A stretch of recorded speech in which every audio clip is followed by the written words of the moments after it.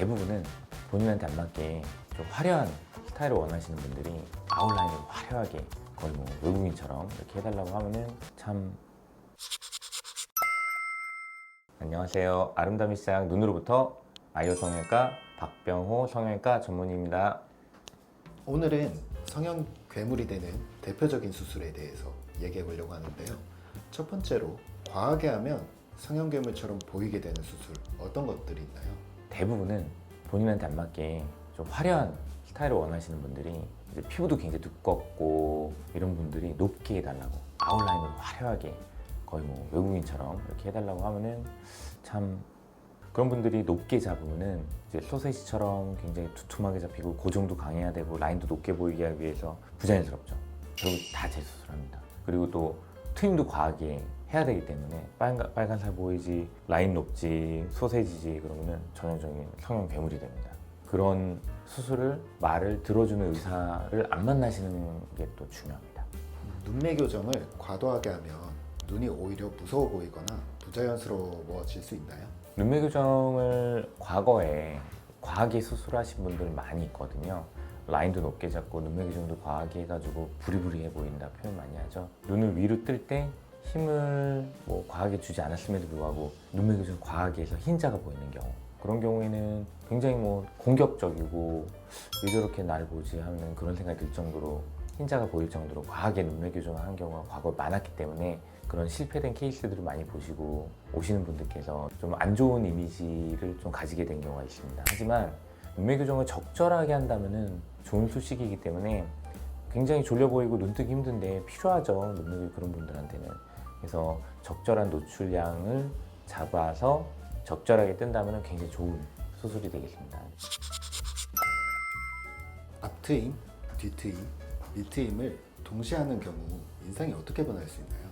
앞팀, 뒤팀, 밑팀 이렇게 해서 눈을 좀 크고 좌우로 좀 길게 원하시는 분들이 많이 하시거든요. 그리고 인상이 좀 사나운 분들이 좀 부드러운 인상을 갖기 위해서 트임을 많이 합니다. 근데 이제 노출되는 정도가 너무 과하게 되면은 부작용이 많이 있거든요. 그러니까 앞 같은 경우는 계단식 흉터가 남는 경우도 있고 과하게 터서 굉장히 좀 센 이미지, 그리고 뒤 밑팀 같은 경우에는 벌어졌다 붙으면서 디귿자 흉터가 남고 빨간 살이 보이는 경우에는 딱 보면은 그냥 부자연스럽거든요.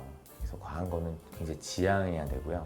너무 과하게 하면 삼배가 안 되고 과하게 성게처럼 보입니다. 코 성형을 반복하면 들창코가 되기 쉬운가요?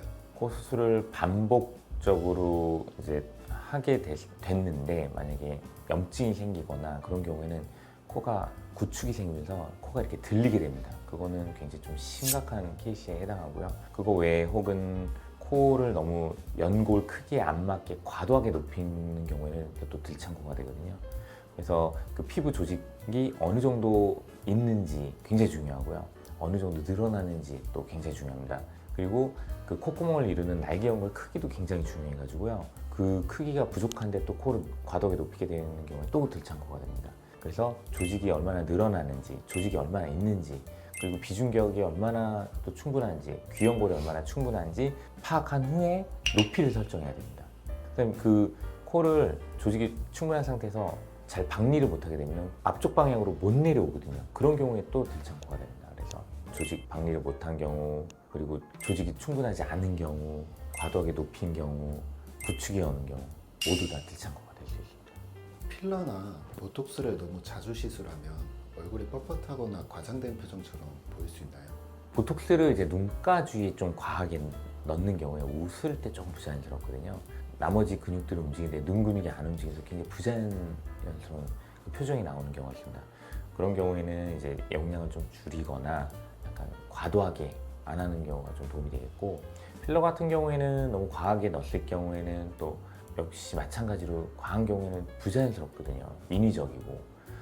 필러 같은 경우에는 뭐 좀 부족한 경우는 1년에 한 번 정도 넣을 수가 있겠고, 보톡스 같은 경우는 뭐 6개월에서 1년 사이 그런 경우에 하는 걸 추천드리고, 너무 과하고 너무 자주 넣지 않는 거를 추천드립니다. 성형 중독 환자들이 자주 선택하는 수술이나 시술 어떤 것들이 있을까요? 뭐 어떤 한정된 수술에 국한되어 있지는 않고요. 상대적으로 눈 같은 경우에는 실패를 해서 많이 하게 되는 경우가 많습니다. 약간 드물게 본인 캐릭터가 신체에 대한 왜곡을 가지고 있으신 분들이 이제 자주 수술하게 됩니다. 그런 분들한테는 당연히 수술해드리면 안 되고요.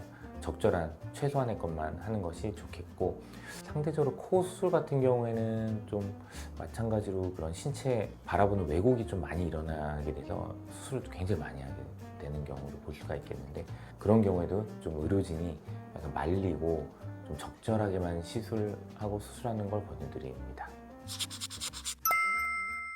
오늘 성형 괴물이 되는 대표적인 수술에 대해서 진행해봤는데요. 추가적으로 해주실 말씀 있으실까요? 심플하게 말씀드리면은 아주 높은 아웃라인의 소세지의 깊고 강한 유착을 통해서 부자연스러운 눈과 과한 수술을 통해서 들창코 같은 그런 코를 가지게 되는 경우는 전형적인 성형 괴물이 될 수가 있겠는데, 제일 중요한 거는 수술 전에 어떤 결과가 나올지 의료진과 충분한 상담이 가장 중요합니다. 그 후에 과하지 않는 적절한 수술을 할 것을 권유드립니다. 오늘 컨텐츠 감사합니다. 감사합니다.